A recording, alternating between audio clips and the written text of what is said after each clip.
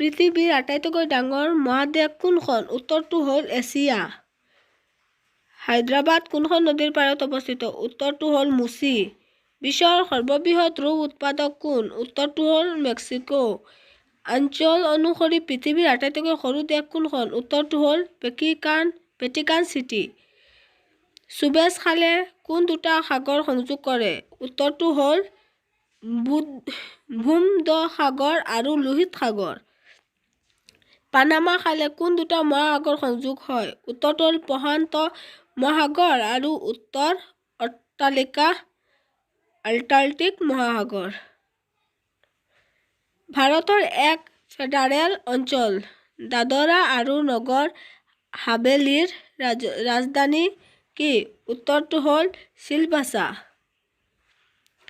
কেৰালা ক্ষেত্ৰত ভাৰতৰ আটাইতকৈ ডাঙৰ ৰাজ্য কোনখন? উত্তৰটো হ'ল ৰাজস্থান। পৃথিৱী দিৱস কেতিয়া উদযাপন কৰা হয়? উত্তৰটো হ'ল এপ্ৰিলৰ 22 তাৰিখে। কোনখন ৰাজ্যৰ ফুলৰ উপত্যকা আছে? উত্তৰটো হ'ল উত্তৰাখণ্ড।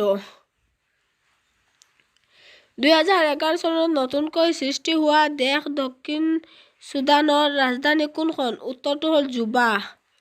পৰিকল্পনা আয়োগৰ অধ্যক্ষ কোন? উত্তৰটো হ'ল প্ৰধানমন্ত্ৰী। আইন-ই-আকবৰীৰ লেখক কোন? উত্তৰটো হ'ল আবুল ফজল। সুপাৰমেন কাপ কোনটো খেলৰ সৈতে সম্পৰ্কিত? উত্তৰটো হ'ল টেনিছ। দেশবন্ধু বুলি কাক জনা যায়? উত্তৰটো হ'ল চিত্তৰঞ্জন দাস। অশোক চক্ৰৰ কিমানটা ডাণ্ডি আছে? উত্তৰটো হ'ল 24টা। কোনখন ভাৰতৰ প্ৰথম বোলাছবি? উত্তৰটো হ'ল ৰাজা হৰিশ্চন্দ্ৰ। মানৱ দেহত আটাইতকৈ সৰু হাড় কোনটো? উত্তৰটো হ'ল ষ্টেপিছ। মানৱ দেহৰ আটাইতকৈ ডাঙৰ হাড় কোনটো? উত্তৰটো হ'ল ফেমাছ। মানৱ শৰীৰত কোনটো পেশী আছে? উত্তৰটো হ'ল 639টা।